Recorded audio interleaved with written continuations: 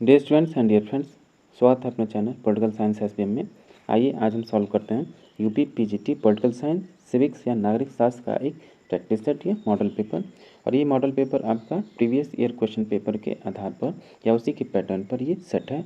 और अगर आपको प्रीवियस ईयर क्वेश्चन पेपर देखेंगे तो आपको खुद लगेगा कि एकदम उसी पैटर्न पर जो क्वेश्चन पूछा गया है उसी प्रश्नों की श्रृंखला के आधार पर ये क्वेश्चन सेट तैयार किया गया है, जो कि आपके आगामी एग्जाम के लिए बेहद महत्वपूर्ण है।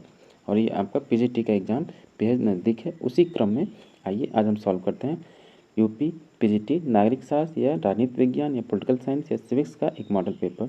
इस मॉडल पेपर में टोटल क्वेश्चन 125 क्वेश्चन है जो कि आपकी पीजीटी परीक्षा में पूछी जाती है। तो आइए सॉल्व करते हैं। पहला क्वेश्चन है, निम्न में से कौन सा सिद्धांत राज्य के कार्यों को निम्न विषयों तक सीमित करता है? व्यक्ति बाह्य आक्रमण एवं आंतरिक उपद्रव से रक्षा, संपत्ति की लूट एवं क्षति से रक्षा, व्यक्ति की धोखेपूर्ण समझौते एवं समझौते के उल्लंघन से रक्षा। तो इसका आंसर होगा ऑप्शन नंबर सी। तो ये जो संकल्पना है उदारवाद से संबंधित या लिबरलिज्म से संबंधित है। क्वेश्चन नंबर 2 है, एक कल्याणकारी राज्य की अवधारणा को पहली बार स्पष्ट किया गया। ये राज्य है, राय नहीं है। तो पहली बार कल्याणकारी राज्य की अवधारणा को बेवरेज प्रतिवेदन या बेवरेज रिपोर्ट में और स्पष्ट किया गया। और ये बेवरेज रिपोर्ट आपकी 1943 में इंग्लैंड में प्रस्तुत किया गया। और याद रहे, ग्रीन ने कल्याणकारी राज्य के विचार का पूर्वाभास या उसके विचारों में कल्याणकारी राज्य का दर्शन का आभास होता है। क्वेश्चन नंबर 3 है, सामाजिक समझौता यह सिद्ध करना चाहता था कि राज्य एक यंत्र है। ऑप्शन सी सही होगा। जितने भी आपके सामाजिक समझौते के विचारक हैं वो राज्य को एक यंत्रीय सिद्धांत के साथ निकट के रूप में देखते हैं, न कि दैवी राज्य के रूप में। तो ऑप्शन सी करेक्ट होगा। क्वेश्चन नंबर 4 है, राज्य का कौन सा कार्य सकारात्मक उदारवाद से संबंधित है? तो सकारात्मक उदारवाद से संबंधित आपकी जो विचारधारा है उसमें समाज कल्याण की अभिवृद्धि की जाती है। तो कि सकारात्मक उदारवादी समाज हितकारी राज्य चाहते हैं। इसमें लिबरलिस्ट या जो आपके पॉजिटिव लिबरलिज्म है उसी में ये आता है, समाज कल्याण की अभिवृद्धि। इसका आंसर होगा ऑप्शन नंबर डी सही होगा इसका।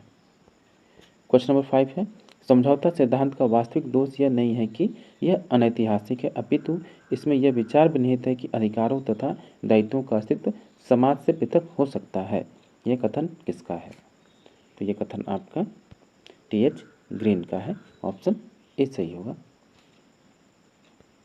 क्वेश्चन नंबर 6, जॉन लॉक राजनीतिक दर्शन में सही क्रम चुनिए। यानी जॉन लॉक का जो राजनीतिक दर्शन है उसको सही क्रम में व्यवस्थित करना है। तो देखिए, सबसे पहले वो नैसर्गिक अधिकार की बात करता है, यानी प्राकृतिक अधिकार, फिर वो प्राकृतिक अवस्था की बात करता है, फिर वो अनुबंध, फिर सिविल समाज की स्थापना की बात करता है। इसलिए इसका आंसर ऑप्शन डी सही होगा। नेक्स्ट क्वेश्चन है क्वेश्चन नंबर 7, हॉब्स के अनुसार सामाजिक समझौता क्या है? तो हॉब्स के अनुसार सामाजिक समझौता एक विवेकशील अनुबंध था। ऑप्शन डी, क्योंकि हॉब्स के अनुसार विवेक से प्रेरित होकर मनुष्य एक दूसरे के साथ शांतिपूर्ण रहने की प्रतिज्ञा करते हैं। और उसका यह प्रसिद्ध कथन है कि बौद्धिक आत्मरक्षा सामाजिक समझौता चाहती है। क्वेश्चन नंबर 8 है, निम्न में से किस विचारक ने महात्मा गांधी को सर्वाधिक प्रभावित किया था? तो महात्मा गांधी को सर्वाधिक प्रभावित करने वाले लियो टॉल्स्टॉय थे। ऑप्शन सी सही होगा। क्वेश्चन नंबर 9, निम्नलिखित में से कौन सी पुस्तकें महात्मा गांधी द्वारा लिखी गई? तो महात्मा गांधी के द्वारा लिखी गई पुस्तकें एक तो सर्वोदय है और my experiment with the truth, ये उनकी ऑटोबायोग्राफी है। तो ये इस हिसाब से ऑप्शन सी सही होगा, 1 और 3। क्वेश्चन नंबर 10 है, गांधी जी के लिए ट्रस्टीशिप से अभिप्राय क्या है? तो गांधी जी के लिए ट्रस्टीशिप से तात्पर्य अर्थ है ये कि संपत्ति का व्यक्तिगत स्वामित्व किंतु इसका सामाजिक उपयोग। ऑप्शन सी सही होगा। क्वेश्चन नंबर 11 है, निम्नलिखित शब्दों में किसकी आलोचना की गई है? यह निरंकुशता के सभी रूपों का भयंकर मित्र है, यह जैकोबिन और सीजर के अधिनायकवाद का जनक है तथा कांट एवं हीगल के निरंकुशतावादी सिद्धांतों का प्रेरक है। तो ये कथन आपका जीन जैक रूसो का है। ऑप्शन डी सही होगा। क्वेश्चन नंबर 12 है, निम्नांकित में से किसने भारतीय राजनीति में 3 भाषा शैली की बात की? तो त्रिभाषा सूत्र, त्रिभाषा शैली के रूप में बात करने वाले आपके मॉरिस जॉन्स हैं। ऑप्शन ए सही होगा, मॉरिस जॉन्स। क्वेश्चन नंबर 13, अधिकार मनुष्य की आंतरिक विकास के लिए बाह्य परिस्थितियां हैं, ये किसने कहा? तो ये फेमस कोट आपका टी.एच. ग्रीन का है कि अधिकार मनुष्य के आंतरिक विकास के लिए बाह्य परिस्थितियां हैं। क्वेश्चन नंबर 14 है, निम्न में से संप्रभुता के बहुलवादी सिद्धांत का प्रथम प्रतिपादक कौन था? तो संप्रभुता के बहुलवादी सिद्धांत का प्रथम प्रतिपादक आपका वॉन गियर था। ऑप्शन डी सही होगा। क्वेश्चन नंबर 15, जिन बोंदा ने अपनी सार्वभौमिकता की संकल्पना उधार ली थी, तो बोंदा किससे संप्रभुता का सिद्धांत उधार लिया? तो फ्रांस के धार्मिक युग से। क्वेश्चन नंबर 16 है, निम्न में से किसने कहा कि कल्याणकारी राज्य वह राज्य है जो अपने नागरिकों के लिए व्यापक सामाजिक सेवाओं की व्यवस्था करता है?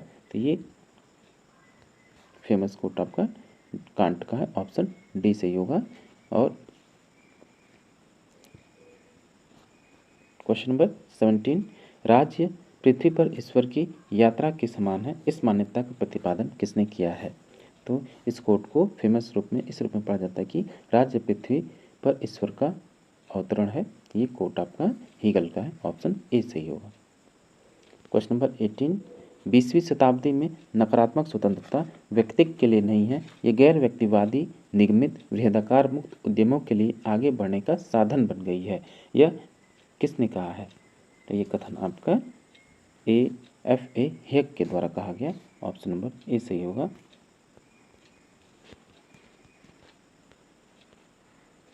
क्वेश्चन नंबर 19 है, अ थियरी ऑफ जस्टिस पुस्तक किसने लिखी है? तो ये फेमस पुस्तक जॉन रॉल्स के द्वारा 1971 में लिखी गई। क्वेश्चन नंबर 20, समानता की अभिलाषा के कारण स्वतंत्रता की आशा ही व्यर्थ हो गई है, ये भी महत्वपूर्ण कोट है, अक्सर बार बार आपसे पूछ लिया जाता है। कुछ क्वेश्चन तो एकदम रिपीटेड होते हैं, हर बार वो पूछे गए हैं, तो ऐसे रिपीटेड क्वेश्चन आपसे मिस्टेक गलत नहीं होना चाहिए, क्योंकि यही आपके मेट पे निर्धारित करते हैं। तो क्वेश्चन नंबर 20 का आंसर होगा डी। 20 का आंसर होगा लॉर्ड एक्टन। उन्होंने कहा कि समानता की अभिलाषा के कारण स्वतंत्रता की आशा ही व्यर्थ हो गई है। क्वेश्चन नंबर नेक्स्ट है क्वेश्चन नंबर 21, निम्नलिखित में से कौन सा कथन सही है? उदारवाद व्यक्तिवाद है, उदारवाद लोकतंत्र है, या उदारवाद प्रत्यक्षवाद है, या उदारवाद लोकतंत्र युक्त व्यक्तिवाद है? तो इसका आंसर होगा ऑप्शन डी कि उदारवाद लोकतंत्र युक्त व्यक्तिवाद है। तो उदारवाद में ही लोकतंत्र होगा और व्यक्तिवाद होगा। नेक्स्ट क्वेश्चन क्वेश्चन नंबर 22, समान लोगों के साथ समान व्यवहार एवं असमान लोगों के साथ असमान व्यवहार का अर्थ है। तो इसका अर्थ होगा समानुपातिक समानता, यानी ऑप्शन ए सही होगा, जो कि आरक्षण व्यवस्था इसी सिद्धांत पर आधारित है। क्वेश्चन नंबर 23 है, कार्ल मार्क्स के अनुसार राज्य समझौते की उपज है, या राज्य पृथ्वी पर ईश्वर का आगमन है, या राज्य स्वाभाविक विकास का परिणाम है, या राज्य एक वर्ग द्वारा दूसरे वर्ग के शोषण का यंत्र है? तो इसका आंसर होगा ऑप्शन डी, राज्य एक वर्ग द्वारा दूसरे वर्ग के शोषण का यंत्र है, ऐसा मानना कार्ल मार्क्स का था। क्वेश्चन नंबर 24 है, श्रमिक संघवाद से अभिप्राय है? तो श्रमिक संघवाद से अभिप्राय सामाजिक सिद्धांत के समूह से है, सामाजिक संगठन के सिद्धांत से, एक कार्य योजना से है, यानी ऑप्शन डी सही होगा उपरोक्त सभी से। क्वेश्चन नंबर 25 है, मार्क्स के अनुसार पूंजीवाद में शोषण की अनिवार्यता लिखित में से किसके द्वारा व्याख्यायित की जाती है? तो इसका आंसर होगा ऑप्शन नंबर बी, वर्ग शासन के साधन के रूप में राज्य। नेक्स्ट क्वेश्चन है क्वेश्चन नंबर 26, समाजवादी राज्य में राज्य निम्न में से कौन से कार्य संपन्न करता है? ऑप्शन देखिए,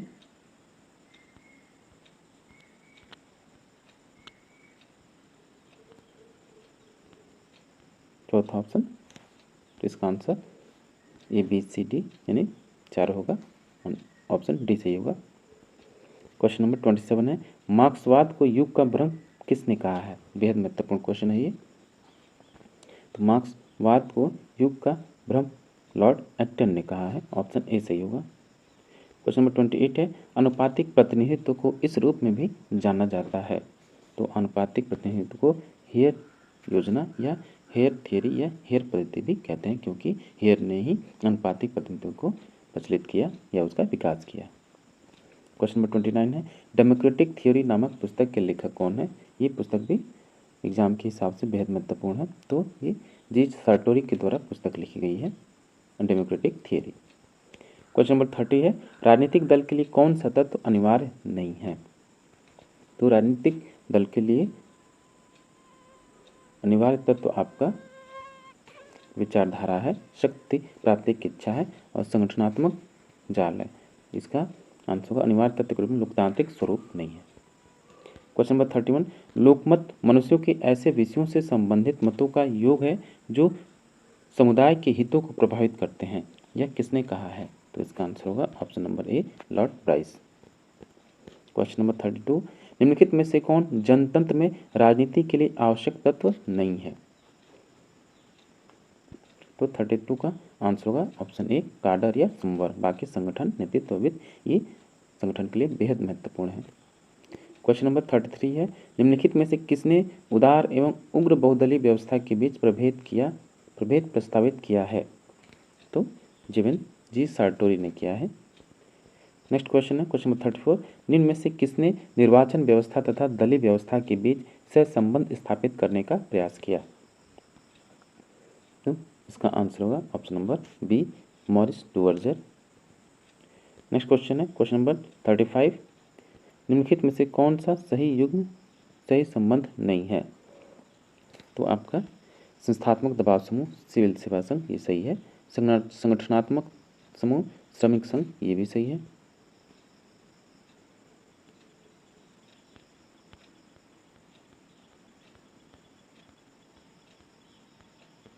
गैर संगठनात्मक समूह, जाति, ये भी सही है।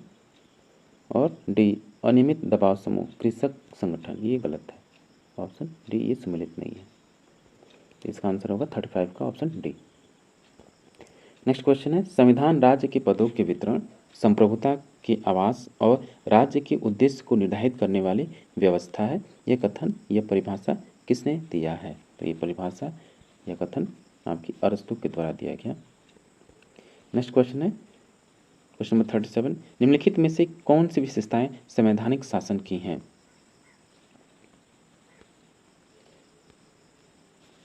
संवैधानिक शासन की विशेषताओं के तौर पर यह विधि द्वारा संचालित शासन है, सही है। यह व्यक्ति की ओर सत्ता को सीमित करता है।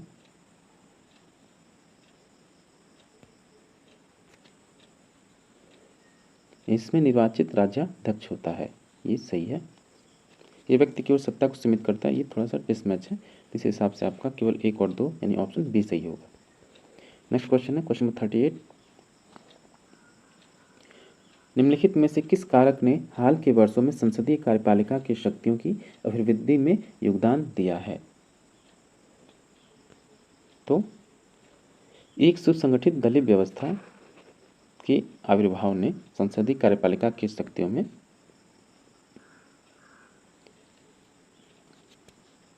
ऑप्शन ए सही होगा। नेक्स्ट क्वेश्चन है क्वेश्चन नंबर 39, निम्नलिखित अधिनियमों में से किस अधिनियम द्वारा गवर्नर जनरल की परिषद में एक विधि सदस्य की अभिवृद्धि हुई। तो चार्टर अधिनियम 1833 के द्वारा गवर्नर जनरल की परिषद में एक विधि सदस्य की अभिवृद्धि की गई और यह विधि सदस्य आपके लॉर्ड मकाले थे। नेक्स्ट क्वेश्चन है क्वेश्चन नंबर 40, निम्न में से किस अधिनियम के अंतर्गत भारत में सर्वप्रथम एक सर्वोच्च न्यायालय की स्थापना हुई। तो इसका आंसर है ऑप्शन ए, रेगुलेटिंग एक्ट 1773। नेक्स्ट क्वेश्चन है क्वेश्चन नंबर 41, ये मैचिंग है।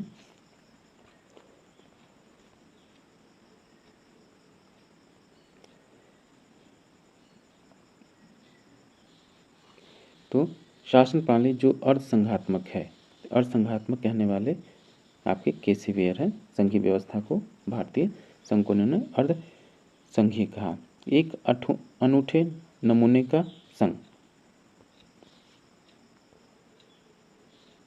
ये आपके कहने वाले ग्रैनविल ऑस्टिन है। और संघात्मक होते हुए अद्वितीय उदाहरण, ये आपके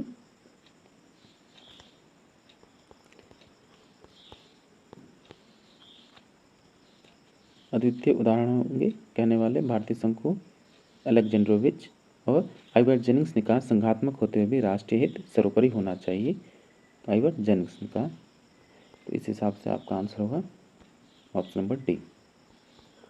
नेक्स्ट क्वेश्चन है क्वेश्चन नंबर 42। भारतीय संविधान स्पष्ट रूप से प्रेस की स्वतंत्रता की व्यवस्था नहीं करता, परंतु यह स्वतंत्रता अंतर्निहित है किस अनुच्छेद में?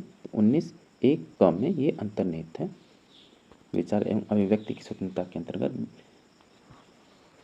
भारतीय प्रेस या प्रेस की स्वतंत्रता निहित है।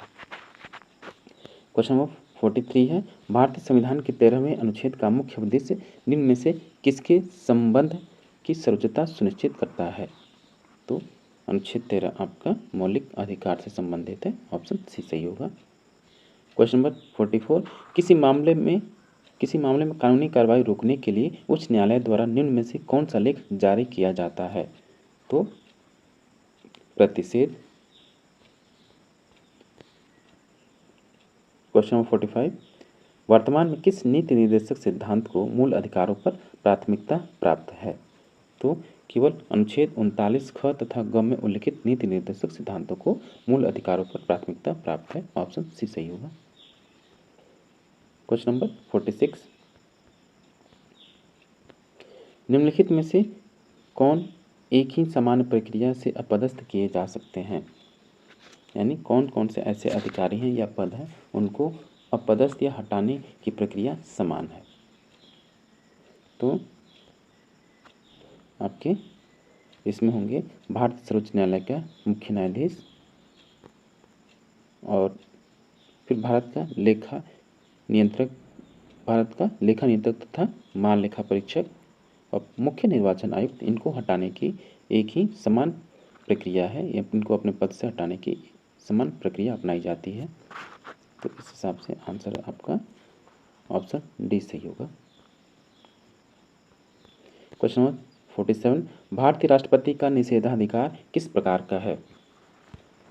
तो उसके पास भारतीय राष्ट्रपति के पास संपूर्ण निषेधाधिकार है, यानी ऑप्शन ए भी सही होगा।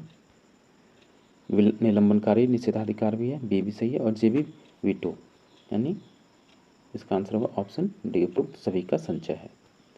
क्वेश्चन नंबर 48 निम्नलिखित न्यायालयों में से किसमें तदर्थ न्यायाधीश की नियुक्ति का प्रावधान भारतीय संविधान में किया गया है?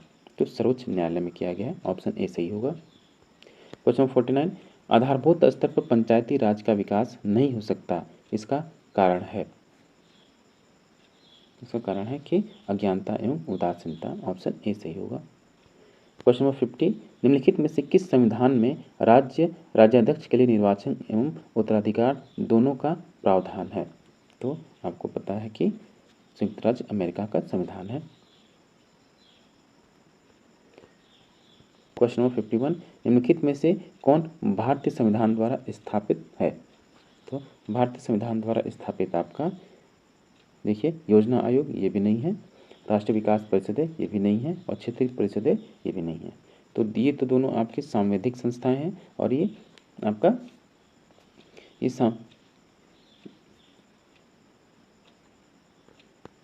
तो इसका आंसर होगा ये तीनों ही, मतलब मूल संविधान में किसी का वर्णन नहीं है, तो इसलिए संविधान द्वारा स्थापित नहीं है, तो ऑप्शन डी सही होगा। योजना आयोग तो आपके मंत्रिमंडल के प्रस्ताव द्वारा पारित है, और ये दोनों ही आपकी स्टैट्यूटरी बॉडी हैं। क्वेश्चन नंबर 52 निम्नलिखित समाप्ति के प्रकारों में से किस प्रकार की समाप्ति का निर्णय लोकसभा का अध्यक्ष करता है? तो कंगारू समित समाप्ति, ऑप्शन डी सही होगा।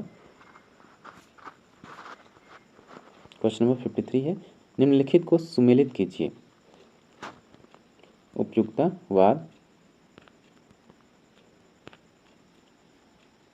उपयुक्तवाद से संबंधित आपका बेंथम है।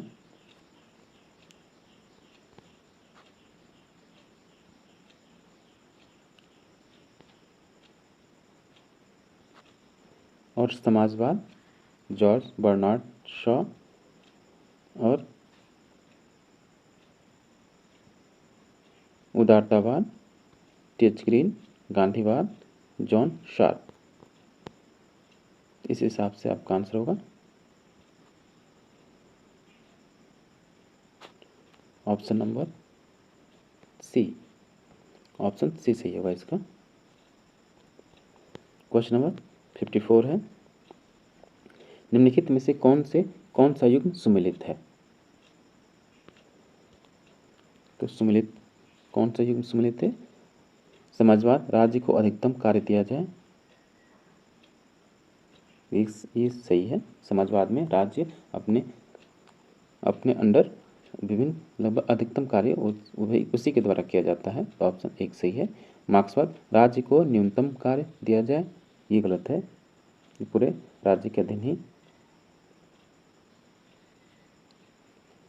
तो भी सही नहीं है। उदारवाद, राज्य को कोई कार्य नहीं दिया जाए, बिल्कुल नहीं, ये भी गलत है। और फेबियनवाद, राज्य को सुधार कार्य दिए जाए, ये सही है आपका, ऑप्शन 4 सही है। यानी ऑप्शन 1 और 4 दोनों दो सही हैं, तो इस हिसाब से ऑप्शन सी सही होगा, 1 और 4। नेक्स्ट क्वेश्चन है क्वेश्चन नंबर 55, एक राजनीतिक विचारक के रूप में महात्मा गांधी की श्रेष्ठतम व्याख्या होगी। तो महात्मा गांधी एक दार्शनिक अराजकतावादी विचारक थे। क्वेश्चन नंबर 56, भारतीय संविधान के निम्नलिखित अनुच्छेद में से सर्वोच्च न्यायालय में किन्हीं संविधान का अनुलंघनीय मौलिक ढांचा घोषित किया है? तो अनुच्छेद 32, अनुच्छेद 226 या अनुच्छेद 227 या अनुच्छेद 245। तो इन सभी को, इनका आंसर सभी होगा, उपयुक्त सभी। क्वेश्चन नंबर 57 है, भारतीय संविधान की 7वीं अनुसूची निम्न में से किससे संबंधित है? तो राज्य, संघीय एवं उभयनिष्ठ, यानी जो 7वीं अनुसूची है केंद्र राज्य संबंधों से संबंधित है। इसमें संघ सूची, राज्य सूची और समवर्ती सूची से संबंधित है। क्वेश्चन नंबर 58, राज्य एक निश्चित प्रदेश में राजनीतिक दृष्टि से संगठित जन समूह है, यह कथन किसका है? तो ये कथन आपका ब्लंटसली का है, ऑप्शन सी सही होगा। क्वेश्चन नंबर 59, सामाजिक समझौता सिद्धांत यह सिद्ध करना चाहता था कि राज्य एक क्या है? यंत्र है। क्वेश्चन नंबर 60 है, राज्य की उत्पत्ति के पितृ प्रधान सिद्धांत का समर्थन कौन करता है? तो आपके हेनरी मैन करते हैं। पितृ प्रधान सिद्धांत या पितृ सत्तात्मक सिद्धांत की व्याख्या समर्थन करने वाले sir Henry man. Next question है क्वेश्चन नंबर 61, निम्नलिखित में से कौन सा सिद्धांत यह मानता है राज्य मानव स्वभाव के सार्वभौम सिद्धांतों की क्रमिक प्राप्ति है? तो आपके ये मानने वाले विचारक जो सिद्धांत है ऐतिहासिक सिद्धांत है। क्वेश्चन नंबर 62 है, एक लोक कल्याणकारी राज्य की अवधारणा को पहली बार स्पष्ट किया गया। तो ये लोक कल्याणकारी राज्य की पहली बार अवधारणा जो स्पष्ट की गई बेवरिज रिपोर्ट में की गई, ऑप्शन नंबर बी होगा, और ये क्वेश्चन रिपीटेड है। क्वेश्चन नंबर 63, लोक कल्याणकारी राज्य दो अतियों के बीच एक समझौता है जिसमें एक ओर साम्यवाद है और दूसरी ओर अनियंत्रित व्यक्तिवाद, यह कथन किसका है? तो ये कथन आपका हॉबमैन का है, option A. Question number 64, Hobbes के अनुसार सामाजिक समझौता क्या है, कैसा है? उसका स्वरूप क्या था, सत्य है कि गलत है? तो हॉब्स के अनुसार सामाजिक समझौता एक दार्शनिक सत्य था, ऑप्शन बी होगा। नेक्स्ट क्वेश्चन है क्वेश्चन नंबर 65, निम्नलिखित में से किसके द्वारा स्वतंत्रता की सकारात्मक अवधारणा का प्रतिपादन किया गया है? तो सकारात्मक स्वतंत्रता का प्रतिपादन करने वाला टी.एच. ग्रीन है। नेक्स्ट क्वेश्चन है क्वेश्चन नंबर 66, जिन बोंदा ने अपनी संप्रभुता की संकल्पना उधार ली थी, तो फ्रांस के धार्मिक युद्धों से उसने उधार लिया, ऑप्शन बी सही होगा। नेक्स्ट क्वेश्चन है क्वेश्चन नंबर 67, निम्नलिखित में से किसका राज्य संबंधी कोई सिद्धांत नहीं है? तो मार्क्सवाद का राज्य संबंधी कोई सिद्धांत नहीं है। क्वेश्चन नंबर 68, संप्रभुता मूलतः संकट का सिद्धांत था, यह मत किसने प्रतिपादित किया है? तो यह मत प्रतिपादित करने वाले हेराल्ड लास्की हैं। क्वेश्चन नंबर 69, कौन सा सिद्धांत राज्य के रात्रि के पहरेदार की ही भूमिका का समर्थन करता है? तो आपके उदारवादी सिद्धांत इस बात की बात करते हैं कि राज्य को केवल रात्रि प्रहरी के रूप में ही कार्य करना चाहिए। क्वेश्चन नंबर 70, निम्न में से संविधान के द्वारा क्या सुनिश्चित किया जाता है? तो संविधान के द्वारा आपका सुनिश्चित करने वाले ये है, क्या किया जाता है सुनिश्चित, संविधान के द्वारा क्या सुनिश्चित किया जाता है? एक तो कार्यपालिका की शक्तियाँ सुनिश्चित की जाती हैं, शासक एवं शासित के मध्य उनकी शक्तियों का भी सुनिश्चितकरण होता है, सरकार की विभिन्न संस्थाओं के बीच संबंध और उनकी संरचना एवं संगठन का भी सुनिश्चित किया जाता है। तो इसलिए इसका आंसर ऑप्शन डी सही होगा, उपरोक्त सभी। क्वेश्चन नंबर 71 है, संविधानवाद की पाश्चात्य अवधारणा आधारित है, तो किस पर आधारित है?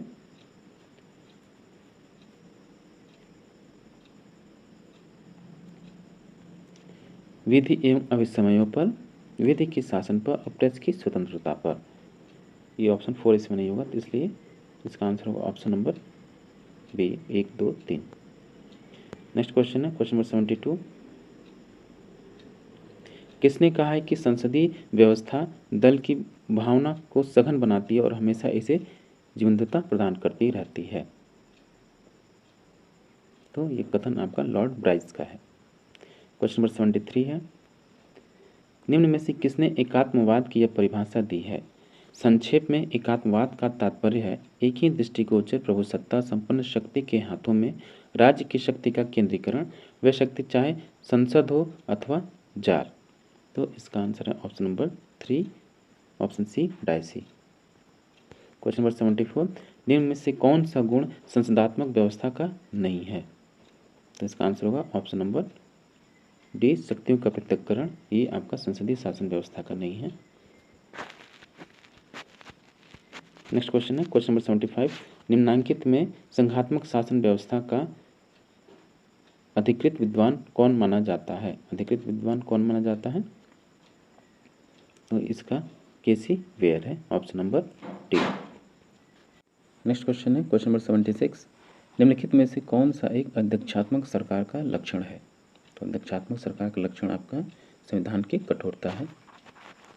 क्वेश्चन नंबर 77, एक बार अध्यक्ष सदा के लिए अध्यक्ष, यह परंपरा किस अध्यक्ष यानी स्पीकर से जुड़ी हुई है? तो कॉमन सभा ग्रेट ब्रिटेन, यानी जो ब्रिटेन की संसदीय व्यवस्था के अंतर्गत वहाँ की कॉमन सभा जो है उसका एक बार अध्यक्ष अगर चुन लिया जाता है तो वो हमेशा के लिए परंपरा बना है कि जब तक उसकी मर्जी से, अपनी मर्जी से उस पद का त्याग नहीं करता तब तक वो उस पद पर बना रहेगा। क्वेश्चन नंबर 78 है, किसने कहा कि सार्वभौमिक व्यस्क मताधिकार वास्तव में सार्वभौमिक नहीं है? तो ये कथन आपका गिलक्राइस्ट का है। क्वेश्चन नंबर 79 है, निम्न में से कौन दलों को विचारों का दलाल मानता है? तो विचारों का दलाल मानने वाले आपके लॉवेल साहब हैं। क्वेश्चन नंबर 80, निम्नांकित विद्वानों में से किसका यह विचार है कि जनमत के निर्माण में सर्वप्रमुख भूमिका पर्यावरण की होती है? तो वॉल्टर लिपमैन का ऐसा मानना है, ऑप्शन ए सही होगा।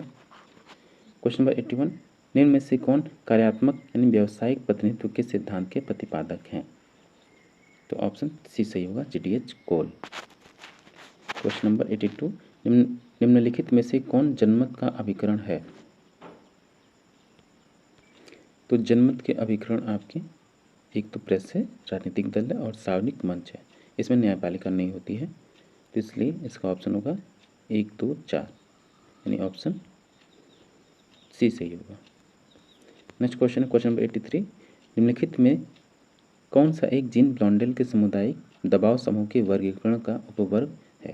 क्वेश्चन नंबर 83 है, इसका आंसर होगा ऑप्शन ए, संस्थात्मक दबाव समूह।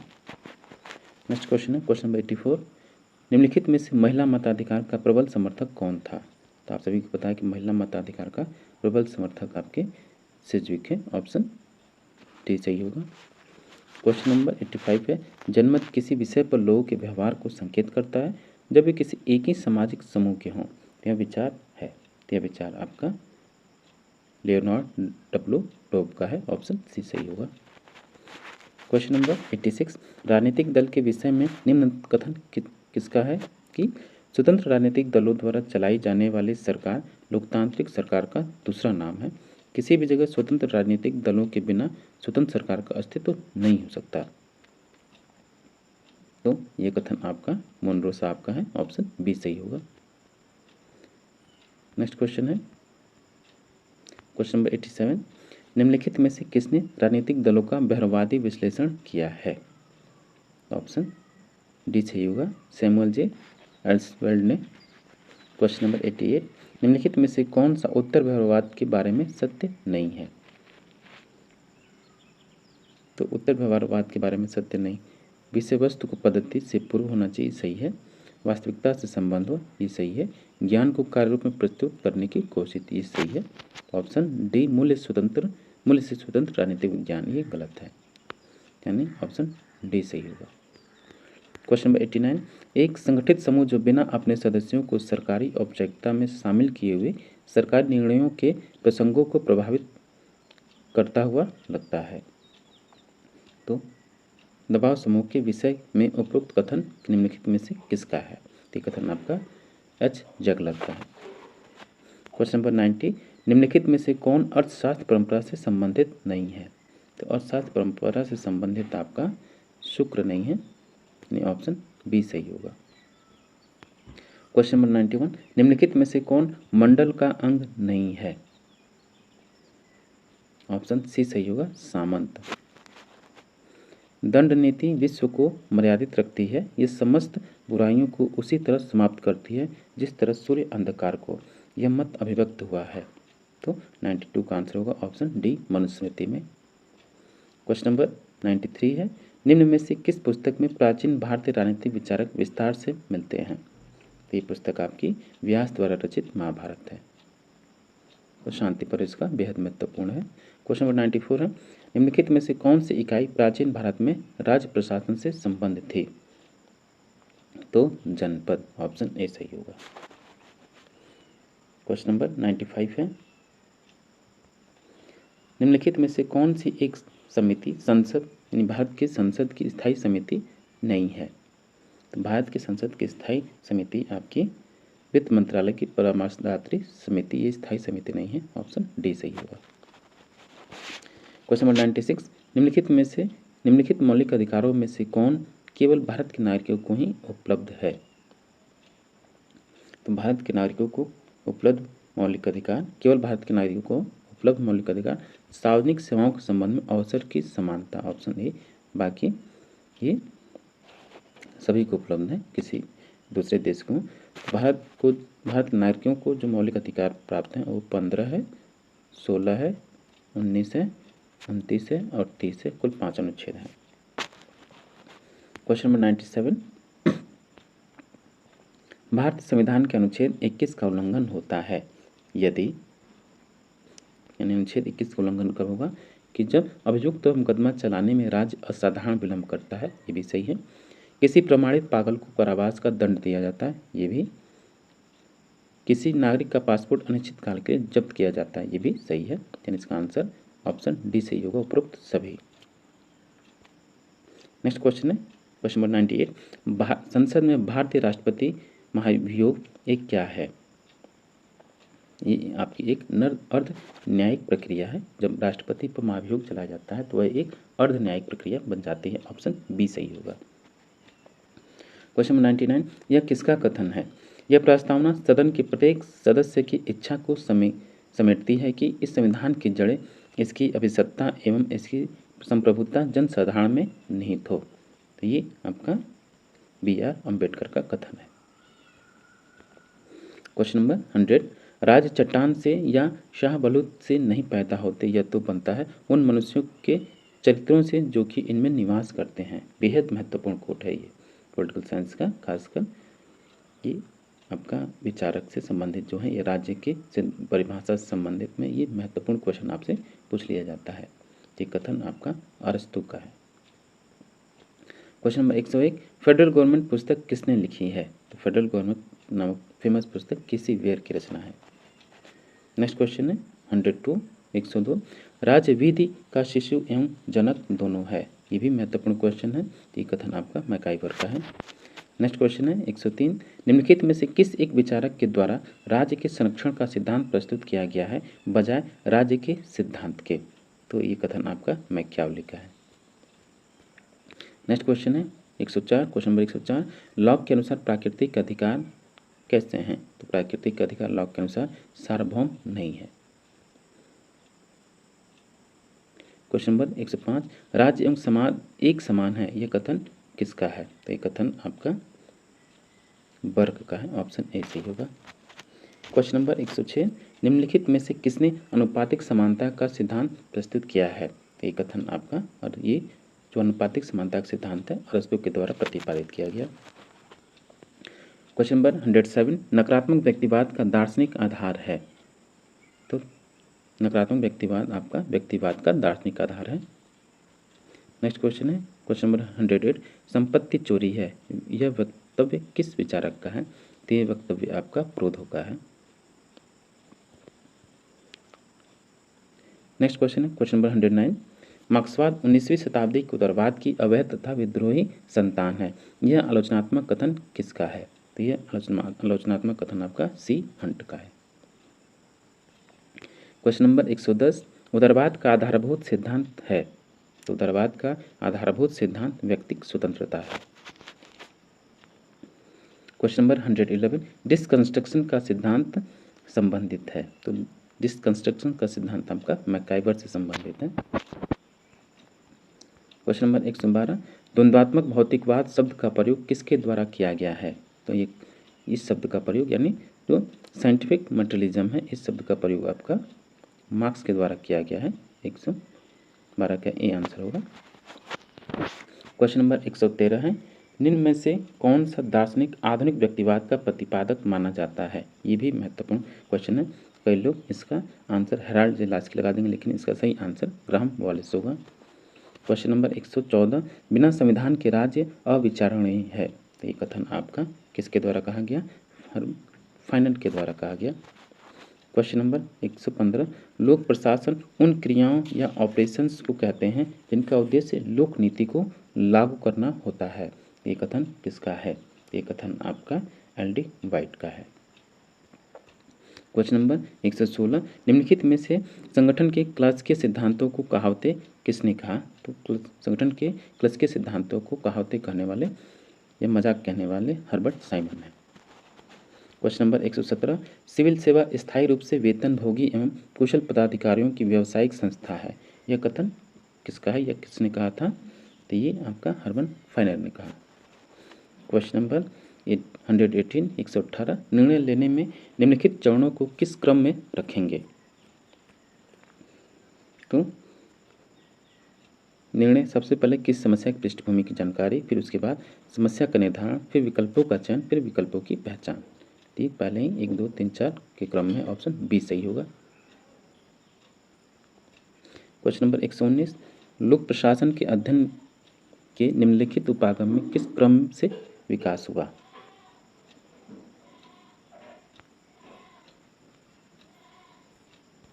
क्वेश्चन नंबर 119, 119 का आंसर होगा ऑप्शन ए, पहले क्लासिकल उपागम, फिर उसके बाद मानव संबंधों का उपागम, फिर है व्यवहारवादी उपागम, फिर है लास्ट में नीति उपागम। तो इसलिए इसका आंसर ऑप्शन ए सही होगा। क्वेश्चन नंबर 120, 120, ये भी आपको मैच करना है। क्वेश्चन नंबर 120 को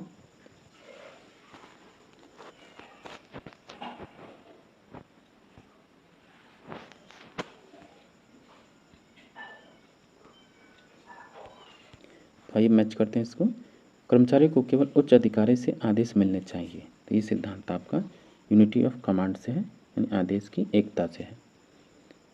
फिर है एक प्रशासक कितने अधीनस्थों को निर्देश दे सकता है? तो ये आपका स्पैन ऑफ कंट्रोल है, यानी नियंत्रण का दायरा। उच्च पदस्थ एवं अधीनस्थ कर्मचारियों के संबंध दायित्व के विभिन्न स्तरों से ये पदसोपान का अधिक्रम यानी हायरार्की है, तो इसका हो जाएगा पदसोपान का अधिक्रम। एक समान उद्देश्य की प्राप्ति के लिए वर्ग के प्रयासों का व्यवस्थित क्रम, ये आपका संयोजन है, ऑप्शन डी। किस हिसाब से इसका आंसर होगा? Option number D. Question number 121 है, नीचे लिखे युग्मों में कौन सा युग्म ठीक नहीं मिलाया गया है? तो आपका क्लासिकल इस संरचना की बात करता है, सही है। मानव संबंध अनौपचारिक संबंध की बात करता है, ये भी सही है। व्यवस्था पर्यावरण की बात करता है। वैज्ञानिक प्रबंध संगठन के 14 सिद्धांत, ये आपका डिसमैच है।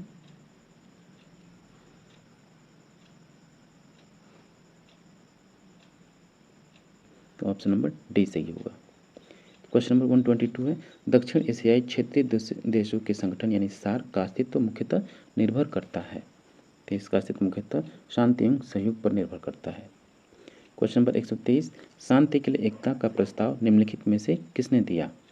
तो शांति के लिए एकता प्रस्ताव यूएन ने दिया है। क्वेश्चन नंबर 124, अंकटाड ने मूलतः निम्नलिखित को बढ़ावा या प्रोत्साहित किया है। किसको? विवादों का शांतिपूर्ण निपटारा, अंतर्राष्ट्रीय व्यापार या युद्ध से बचाव या एनपीटी। तो अंकटाड ने अंतर्राष्ट्रीय व्यापार को प्रोत्साहित किया है, ऑप्शन बी सही होगा। क्वेश्चन नंबर 125 और लास्ट क्वेश्चन है, समाजवाद शब्द सर्वप्रथम किसके द्वारा प्रयोग किया गया? तो रॉबर्ट ओवन ने समाजवाद शब्द का सर्वप्रथम प्रयोग किया। तो डियर स्टूडेंट, ये था आपका यूपी पीजीटी सिविक्स का एक मॉडल पेपर या प्रैक्टिस सेट जिसको हमने सॉल्व किया, जो कि आपके आगामी UP PGT political science, civics, नागरिक शास्त्र या राजनीति विज्ञान के लिए बेहद महत्वपूर्ण है। आप इसको सॉल्व कीजिए, प्रैक्टिस कीजिए, ताकि आपकी तैयारी और बेहतर हो सके। बेहतर तैयारी करने के लिए जरूरी है कि आप प्रीवियस ईयर क्वेश्चन को सॉल्व करें और प्रैक्टिस सेट या मॉडल पेपर को आप अवश्य सॉल्व करते रहें। मिलते हैं आपसे नेक्स्ट वीडियो में। Thank you for watching.